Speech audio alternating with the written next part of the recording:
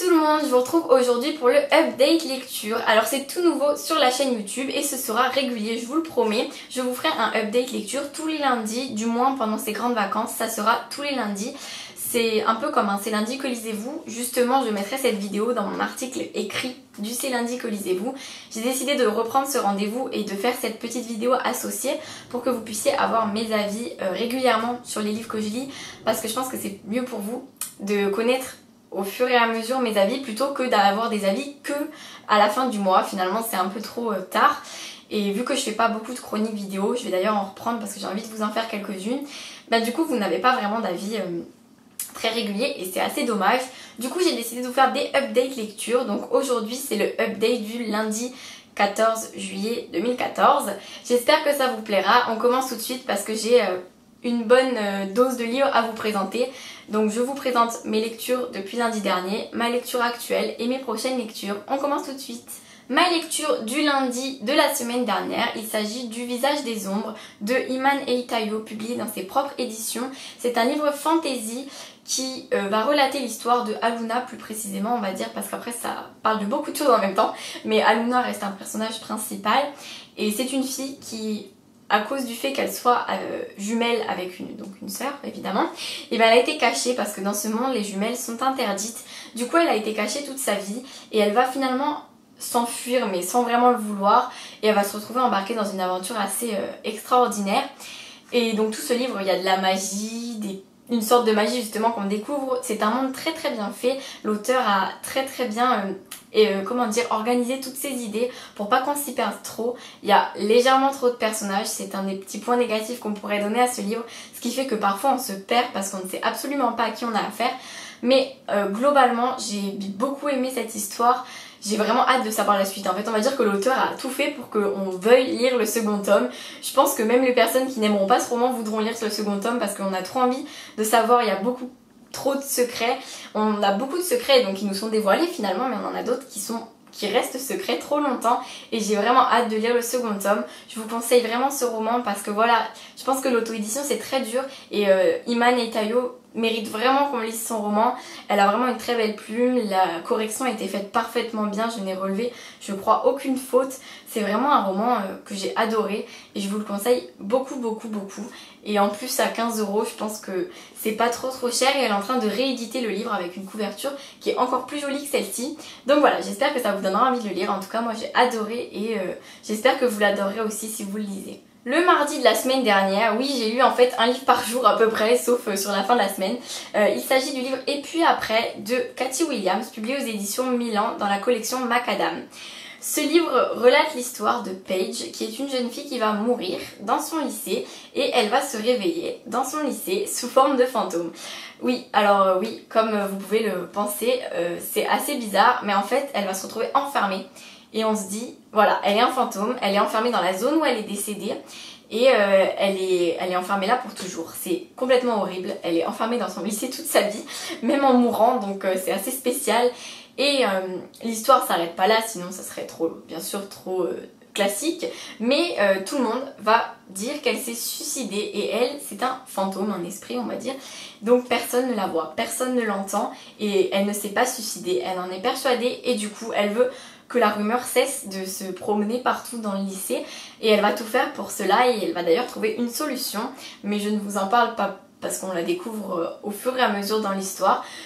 Et finalement ce livre, waouh, en fait c'est assez retournant parce que je m'attendais pas du tout à cette tournure de l'histoire, mais alors vraiment pas du tout, et je vous le conseille vraiment beaucoup beaucoup beaucoup parce que j'ai adoré en fait le fait qu'on soit tout le temps surpris, mais je vous jure tout le temps, même à la fin du livre j'ai été complètement surprise, mais j'étais là, c'est pas possible, enfin je m'y étais pas du tout attendue, il y a plein d'événements auxquels je ne m'attendais absolument pas. Les personnages sont vraiment sympathiques, après c'est pas un livre assez long parce qu'il est vraiment plutôt court pour qu'on s'attache vraiment aux personnages, mais je les ai quand même beaucoup aimés. Et voilà, je vous conseille ce roman, ça parle de plein de choses à la fois, plein de sujets, et en même temps de la mort, c'est vraiment très varié et j'ai adoré, je vous le conseille beaucoup beaucoup. C'est mon premier partenariat avec la collection Macadam et c'est un premier partenariat très très réussi du coup. Pour ma lecture du mercredi, j'ai lu La drôle d'évasion de Séverine Vidal, publiée aux éditions Sarbacane dans la collection dans la collection Pépix. J'ai eu un gros blanc, un gros trou pardon. Ce livre sortira le 27 août 2014. C'est le tout prochain de la collection Pepix et c'est l'histoire très amusante de Zach qui décide de refaire l'évasion des fameux évadés d'Alcatraz, ceux qui ont réussi à s'évader de cette prison dont personne ne s'évade. Et il va finalement se rendre compte qu'il va être face à une sacrée surprise. Et c'est pour ça que ça s'appelle la drôle d'évasion d'ailleurs, parce que ça va pas se passer comme prévu. C'est une histoire super amusante, un Pépix que j'ai adoré, un coup de cœur d'ailleurs pour ce Pépix. J'avais avant lu L'ogre au pulvère moutarde, le seul Pépix que j'avais lu avant celui-ci, et j'avais déjà adoré. Tout d'abord les couvertures, mais oh là là, elles sont splendides pour des enfants, je les trouve merveilleuses. Et l'histoire de celui-ci est juste à mourir de rire. Les petites, alors voilà, c'est ça que je voulais vous montrer parce que c'est super intéressant. Voilà, par exemple on va avoir des bonus, alors ça c'est vraiment trop drôle je trouve. Et on a aussi d'autres choses qui sont encore plus drôles, alors attendez parce que faut que je le trouve. C'est ça, on a, je sais pas si vous allez bien voir, en bas de page on a des petites notes de Zach, en fait celui qui nous raconte l'histoire, le petit. Et c'est des notes vraiment à mourir de rire, mais j'ai adoré les lire. Tout le livre fait rire et en même temps il est émouvant et il est trop mignon. J'ai adoré l'histoire, pour les enfants elle sera parfaite, et même pour les gens comme moi, si vous voulez vous détendre, n'hésitez pas à lire ce petit livre, ça vous fera forcément rire et vous allez forcément aimer, c'est vraiment obligé. Passons à ma lecture de jeudi. Alors jeudi j'ai lu King's Game de Nobuaki Kanazawa, publié aux éditions Lumen. Les éditions Lumen qui sont une toute nouvelle, qui est une toute nouvelle maison d'édition. Le roman vient en fait d'un manga, King's Game aussi, du même auteur, et il a été adapté en roman, et le manga a déjà les 3 tomes, tandis que pour le roman nous n'avons pour l'instant que le premier tome. Je voulais d'abord vous parler des éditions Lumen en vous disant que je trouve que c'est vraiment super d'avoir des grands formats qui sont juste splendides au niveau des couvertures, des quatrièmes de couverture, etc. qui sont super, qui ont quand même assez un gros contenu et qui sont à seulement 15 €. Oui, voilà, c'est ça. Les livres sont à seulement 15 €, ce que je trouve vraiment raisonnable pour des grands formats. Je veux dire, je pourrais prendre les exemples de mes éditions préférées, hein. Je veux dire, j'adore la collection R ou les éditions Pocket Jeunesse, mais leurs livres sont plus chers, c'est une réalité, pour finalement avoir le même format global. Donc voilà, pour une maison d'édition qui débute, je trouve que c'est super pour eux qu'ils les fassent à 15 € et du coup c'est beaucoup plus accessible pour vous les lecteurs, donc je vous le conseille vivement. King's Game, c'est l'histoire d'une classe qui va se retrouver finalement condamnée à mort. C'est vraiment sûr parce qu'ils vont avoir des défis. Au début c'est des défis un peu puérils, embrasser telle personne, toucher les seins de telle personne par exemple, jusqu'à coucher avec telle personne. Les personnes n'y croient pas, les élèves n'y croient pas, et il va y avoir des morts. Voilà, il va forcément y avoir 2 morts qui vont faire que les élèves vont commencer à avoir peur. Certains vont tout de même ne pas respecter le défi et ils seront punis, voilà, par la mort. C'est juste horrible. C'est vraiment comment dire, une histoire qui est sanglante et qui est terrifiante, et je peux vous dire que j'avais vraiment peur en me couchant le soir en lisant ce roman, mais il est génial, il est vraiment génial. J'ai adoré l'histoire en elle-même, j'ai pas pu le lâcher, il est addictif à un point qui est énormissime. J'ai pas pu le lâcher, et je peux vous dire qu'un roman de 370 pages, je suis pas du genre à lire un roman comme ça super rapidement, même si j'aime beaucoup lire, je ne lis pas très vite, je l'avoue, et pourtant je l'ai commencé le soir, je l'ai fini le lendemain matin. Bon, je me suis arrêtée au milieu parce que j'ai eu peur de pas dormir de la nuit sinon. Pas parce que j'allais continuer à le lire, mais parce que j'allais avoir peur.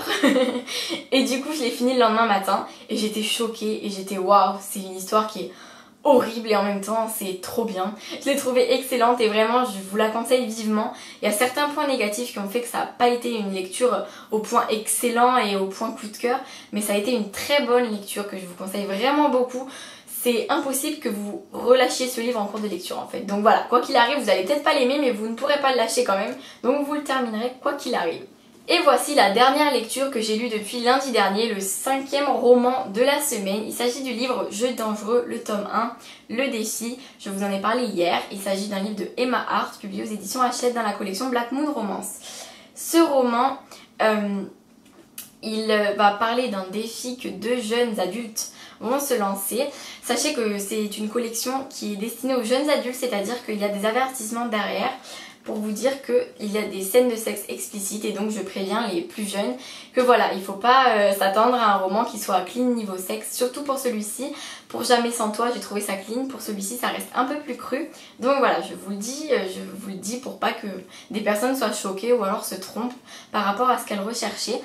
C'est un défi qu'ils vont se lancer entre eux, devoir faire tomber l'autre amoureux, coucher avec lui et le jeter. Chacun va donc, Braden et Maddie vont chacun accepter ce défi avec leurs amis respectifs. Et au final, ils savent pas qu'ils ont tous les deux lancé le même défi. Et au final, bon voilà, on se dit, est-ce qu'ils vont tomber amoureux ou non? Est-ce qu'ils vont tomber dans le panneau? Bon, en lisant le résumé, je vous avoue qu'on sait déjà un peu l'histoire, ce qui va se dérouler, mais ce n'est pas toute l'histoire qu'on connaît d'avance. On a certaines choses qu'on ne sait pas, on en arrive à être surpris, à être touché. J'ai réussi à pleurer dans ce livre, alors que franchement, il n'y avait pas spécialement de raison, mais j'ai été touchée par un moment qui est juste waouh, en fait, j'ai pas pu me retenir de pleurer, c'était trop beau. Et la plume d'Emma Hart est très bien. C'est un vocabulaire un peu cru et vulgaire, je l'avoue, mais ça n'a pas du tout gêné ma lecture parce qu'avec les jeunes de notre âge, finalement tout le monde parle de cette manière. Donc voilà, c'est pas un vocabulaire très gênant. Les scènes de sexe ne sont pas non plus explicites au maximum. Ça n'a rien de choquant, je vous le dis pour ceux qui ont un peu peur de ça. C'est une romance, mais je l'ai pas trouvé trop gnangnan. Parce que justement le fait que ce soit un défi, on ne sait pas trop finalement ce qu'ils pensent, même si on sait ce qu'ils pensent. Mais en fait ce qu'ils vont dire, le fait que ce soit romancé, que ce soit un peu cucu parfois, et ben là ça va pas du tout l'être parce qu'à l'intérieur d'eux ils ne pensent pas ce qu'ils font. Donc du coup c'est ça qui va rendre le roman passionnant et très intéressant. J'ai adoré cette histoire d'amour et j'ai juste trop hâte de savoir la suite. Et la suite qui sortira en septembre il me semble. Ou en octobre, je sais plus, mais en tout cas celui-ci sort le 16 juillet et je vous conseille vivement d'aller l'acheter à sa sortie, vraiment beaucoup parce que waouh, il est juste excellent. Passons à ma lecture actuelle, je me plonge dans Eleanor and Park de Rainbow Rowell, publié aux éditions Pocket Jeunesse. Bon, je peux vous dire que voilà, je pense que j'ai même pas besoin de vous parler de l'histoire. J'ai juste hâte de le lire, de le commencer. Oui, je l'ai pas commencé parce que voilà, je suis à un moment où j'ai pas de lecture, mais là, après avoir fini toutes mes vidéos, je vais lire. Je vais me plonger dedans et j'espère que je vais aimer parce qu'il a l'air juste génial. Et tout le monde en a tellement parlé que voilà, c'est pas possible que je n'aime pas ce roman. Je pense que c'est absolument impossible. J'ai trop hâte de le commencer. Oh là là, il a l'air trop bien. La couverture est splendide, tout est trop beau. Bon, vous avez compris, j'ai vraiment hâte. En fait là, je crois que je vais arrêter la caméra et pouf, la vidéo se termine.